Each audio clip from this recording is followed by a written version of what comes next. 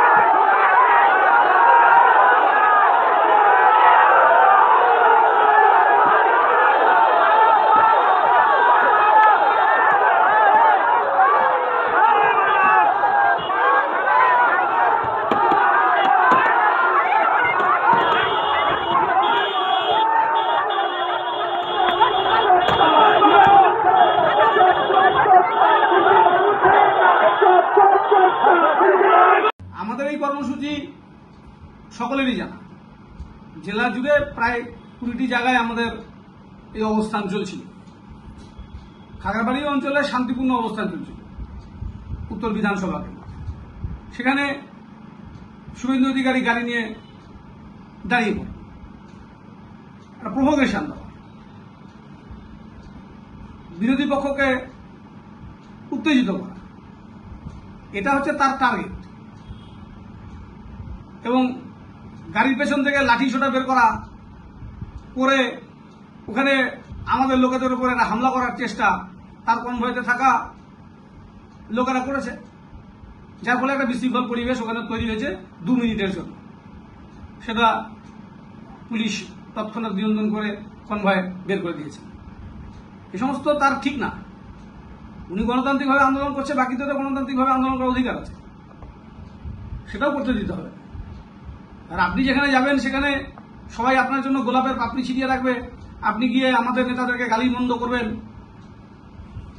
আর আপনাকে কেউ কিছু বলতে পারবে না। আপনি মাইকে স্লোগান শুনতে চান না, আপনি জয় বাংলা শুনতে চান না, আপনি তৃণমূল করুক কেউ সেটা চান না, এটা তো হবে না।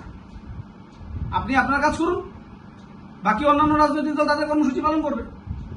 এতে আপনি বাধাই দেবেন কেন? আপনি কনভয় নিয়ে এসে অতগুলো পুলিশ বাহিনী, সিআরপিএফ পার্টির লোক নিয়ে দাঁড়িয়ে যাবেন কেন? এই মানসিকতার পরিবর্তন হওয়া দরকার আছে। বিরোধী দল নেতাকে মানুষ এইভাবে দেখতে চায় না। আপনারা দেখছেন আনন্দ বাংলা সবার আগে।